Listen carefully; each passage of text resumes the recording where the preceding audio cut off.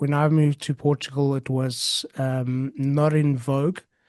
Um, I kind of had people saying like, "Why Portugal? Why on earth would you leave? Would you move there?" Yeah. And and yeah, over the last 10 years, we've seen this.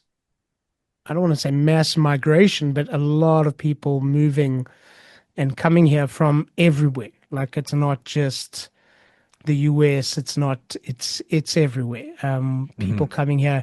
COVID was a big shift. A lot of people moved at that time and then ended up not leaving. And because it was kind of a nice interim at the time, people thought, okay, well, maybe just for those 2 years, 3 years, I'll go there, and then never left.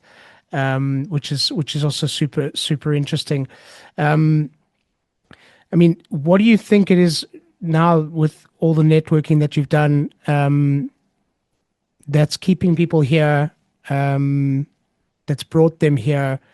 I know for you it was the weather, the visa, and the language, and then obviously the the your family, the people being welcoming and everything. But what for the people that you've in your network that you've been speaking to, these like the high net guys, um, what is it? Do you think that's keeping people here? I think sometimes what brings people here may be a different answer to what keeps them here. And so, what brings people here is usually, I think, is very similar to what my story is. Is one is like lifestyle. They see like there's an opportunity, but it's an unknown lifestyle unless you kind of lived here for a little while or Yeah, experienced it.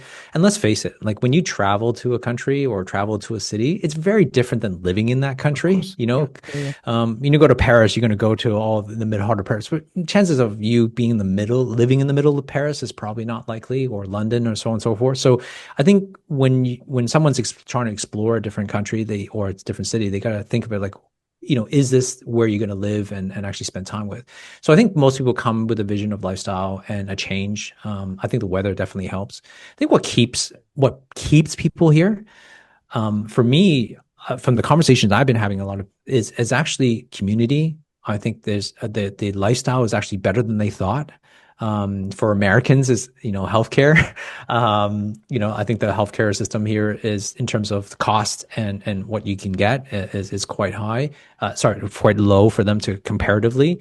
Um, I think there's also the unexpectedness of Portugal. Like I think, like you said, like 10 years ago, probably, yeah, it's wasn't on the map. And even 5 years ago was starting to become the turn the corner, I would imagine, or especially during COVID.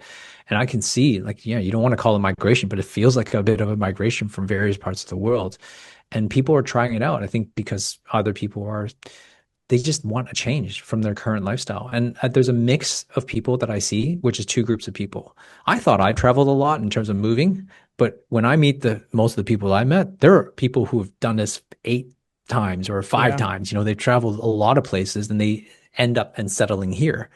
I don't, and there's also a group of people who this is their first time moving, right? This is the very first time ever leaving their home state or their home city.